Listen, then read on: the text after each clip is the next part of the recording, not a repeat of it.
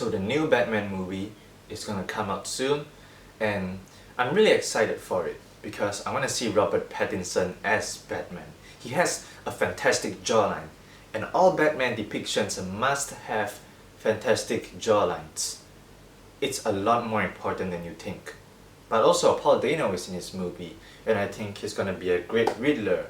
Paul Dano is one of my favorite indie darlings. He has been in many great indie movies, and I want to see him on a big blockbuster summer movie, so I'm excited for him. But let's talk about some of my favorite Batman movies in the past to get ourselves excited about this new Batman movie. Starting at number 5 is Batman Forever, the first Batman movie directed by Joel Schumacher. This movie has many problems, but I think ultimately it's the performances that make this movie so great.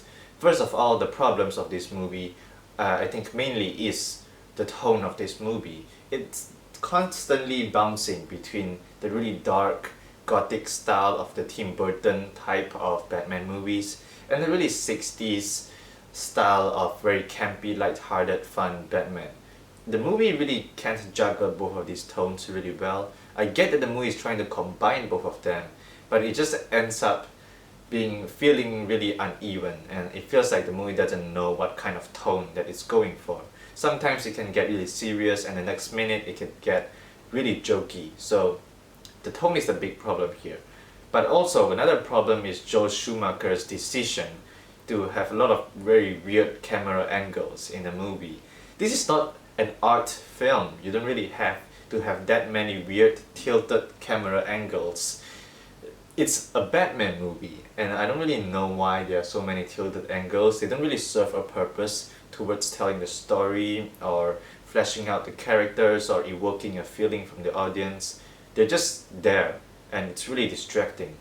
But the performances here are really good, and in my opinion this is the Batman movie with the best villains. I really like the Riddler and Two-Face, but not just them individually, but I just like them together as well. Two-Face, played by Tommy Lee Jones, and the Riddler, played by Jim Carrey, have great chemistry together on screen, which is interesting because in real life they did not get along together at all during the shoot. So it's really interesting how they could actually have good chemistry on screen, and it's a testament to their talents as actors. Val Kilmer's performance as Batman, this version of Batman is a very underrated version. I think that Val Kilmer's version of Batman does bring something different to the table. His version of Batman is more introverted, more tortured, and it's just a very quiet and really internal performance by Val Kilmer. And I really enjoyed this very private version of Bruce Wayne. And Nicole Kidman in this movie too. She's also in this movie, and she's a very seductive romantic interest to Batman. And I was actually surprised at how invested I was in this romantic subplot involving Batman and Nicole Kidman's character. I just didn't think I would be this interested in seeing Batman in a romantic relationship until I watched this movie. My fourth favorite Batman movie is The Dark Knight by Christopher Nolan. Now, I do have problems with this movie. Similarly to the last movie that I've talked about, the problem here is the tone. I just don't really like the tone of this movie that much. This movie knows very clearly what kind of tone it's going for.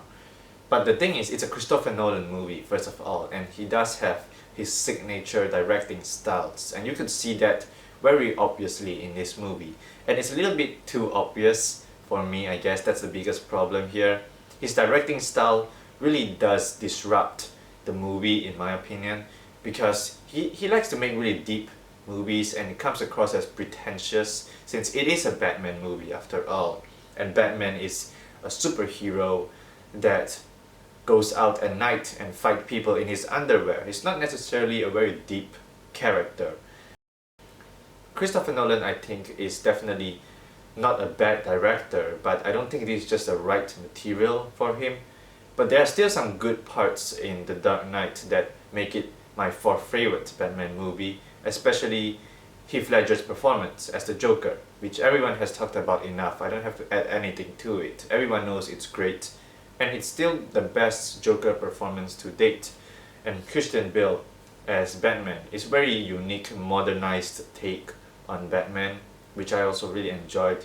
This whole movie just feels very modernized, and that's, I think, a very big positive of this movie. It doesn't feel old, it doesn't feel outdated, and it successfully brought Batman to a new generation. My third favorite Batman movie is the Tim Burton Batman movie from 1989. And this movie's biggest strength is Tim Burton as the director, because Tim Burton has a very unique visual style, and I think his style perfectly fits the material that he's working with. Batman is this really dark world filled with really gothic structures, and it really works with Tim Burton's style because his movies always are inherently dark and always have like gothic structures anyways. But his movies are dark, but they're not really like deep and pretentious like the Christopher Nolan movies. I think that he really struck a great balance between dark and fun in this movie. I think the tone of this movie is just perfect for Batman, and I really enjoyed just walking into the world of Tim Burton's mind. He has a very imaginative visual style, and this movie definitely benefits from that. This is the best world that we've seen in a Batman movie. Gotham City looks so alive in this movie, and everything looks so unique in this movie. It feels really special, and watching this movie is really like entering the world of Batman. I think out of all the Batman movies I've seen, this one has the best world building, and also I think the best art direction as well. Also a lot of stuff that you would expect from Tim Burton movie, like the great music by Danny Elfman, and a really good lighting that really shows the contrast between the light and the dark.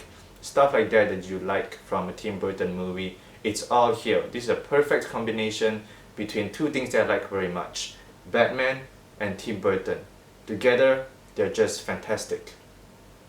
My second favorite Batman movie is the 1966 movie, Batman. It's just simply called Batman. Or is it called Batman the movie? This is a really funny, campy take on Batman.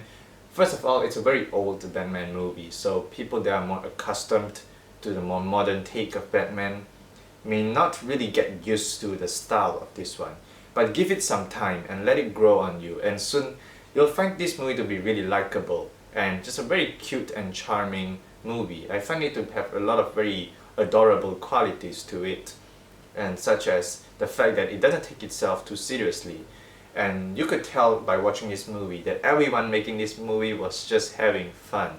They weren't taking it too seriously, they were just having fun, and they just want the audience to have fun as well. So if you walk into this movie expecting something serious, you're not really gonna get this movie. But if you just want to have a good time, just lay back and eat some popcorn and call some of your friends over, this is the correct Batman for you to watch in that situation. It's also surprisingly funny, which I was pleasantly surprised. I did not expect this movie to be as funny as it is. I thought this was gonna be just some funny take on Batman, but I just didn't expect it to actually be funnier than some of the pure comedies that I have seen from that particular era. So give this movie a watch. I think it's a pretty funny movie. My favorite Batman movie, and you're not gonna expect this, is the Lego Batman movie actually. I actually liked the Lego movies a lot. I'm talking about like the original Lego movie starring Chris Pratt. I actually really liked that movie because I think that that movie actually took some risk despite being what's essentially a very commercial movie that's meant to advertise Legos to young kids. It actually took a pretty risky route by having a lot of plot points and a lot of jokes that really would not connect with children, especially very young children. I don't think they're gonna get what the movie is about, and it's very much made for adults. And the same thing can be said for Lego Batman, the movie. It's also a movie that's made for adults. A lot of the humor in this movie is very unique, and I think that a lot of kids are not gonna get the humor.